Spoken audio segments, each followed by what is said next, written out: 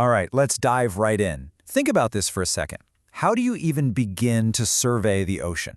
I mean, it covers more than 70% of our planet, but almost all of it is completely hidden from us. So how on earth do scientists figure out what's really going on down there? And that's really the big question, isn't it? It's not like you can just go for a walk and count fish. You've got crushing pressure, total darkness, and just the mind-boggling scale of it all. It is one of the toughest places to explore, period. Which means marine biologists have had to get seriously creative. Okay, so to even start to wrap our heads around this, scientists break it down. You can pretty much sort all ocean life into three basic lifestyles. First, you've got the drifters, the plankton, that are just carried along by the currents. Then you have the swimmers, the nekton, that can actually, swim against the flow. And finally, the dwellers, the benthos, who make their home on the seafloor.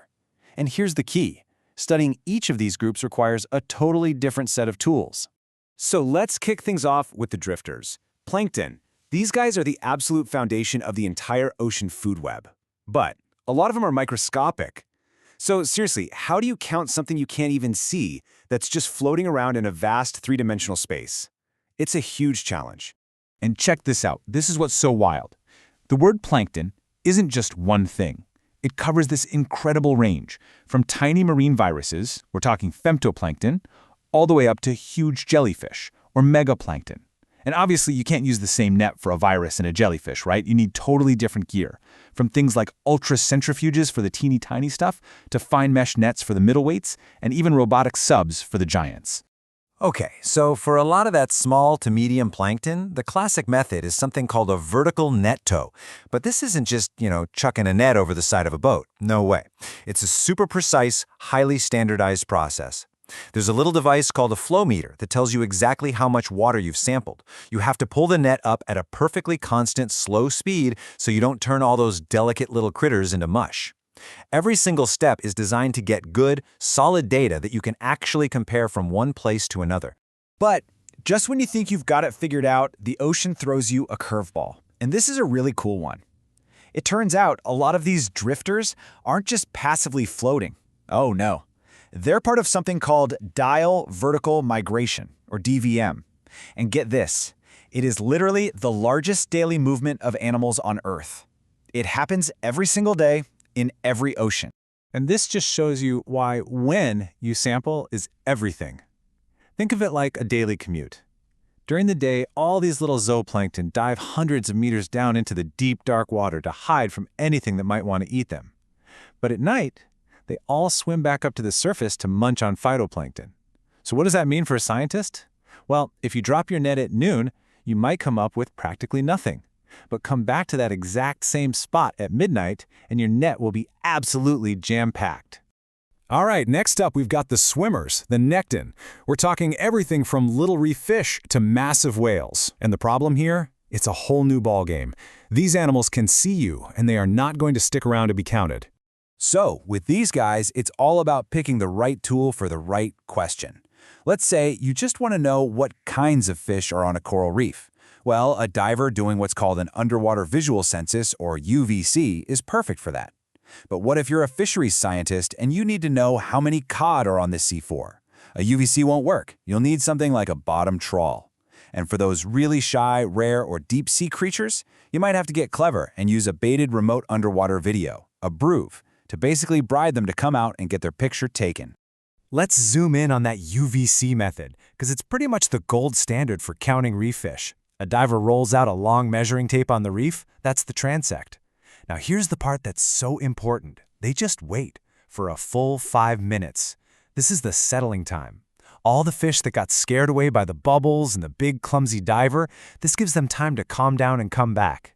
Then and only then, the diver swims slowly along the tape, counting, identifying, and even guessing the size of every single fish within a certain distance of the line. And that brings us to our final group, the dwellers, or benthos. These are all the critters living on or buried in the seafloor. And the biggest problem here is just access.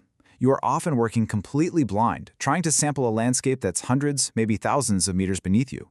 So if the bottom is soft, like mud or sand, scientists use these things called grab samplers. You could pretty much just think of them as big mechanical claws that they lower down on a cable. But of course, it's not that simple. Not all claws are the same. For really soft, gooey mud, an Ekman grab is great.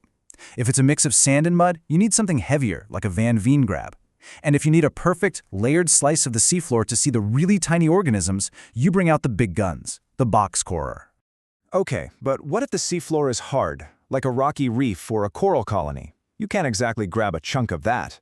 So instead, the go-to method is the photoquadrute. It's really simple in concept. A diver just places a square frame on the bottom and snaps a picture looking straight down. Then, back in the lab, they use software to basically throw a bunch of random digital dots onto the picture. By counting how many dots land on coral, how many land on algae, and how many land on sponges, they can get a really accurate estimate of the percentage cover for everything down there. So, we've looked at nets for drifters, cameras for swimmers, and grabs for dwellers. A whole bunch of different tools.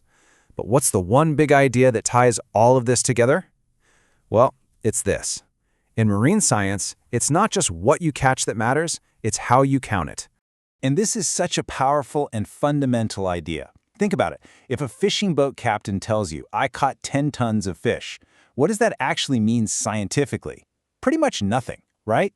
Was it a giant factory trawler or a tiny little boat? Did they fish for an hour or for a whole month? A raw number like that on its own is basically meaningless.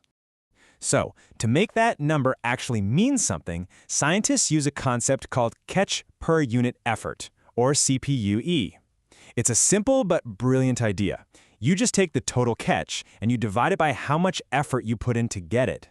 This little formula is what turns a useless raw number into a standardized rate, something you can actually compare across the board.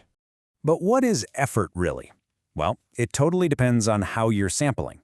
For a big fishing trawl, effort might be measured in kilograms of fish per hour of towing the net.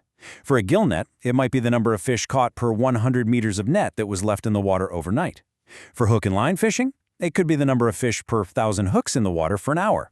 See, every single method has its own specific standardized unit of effort.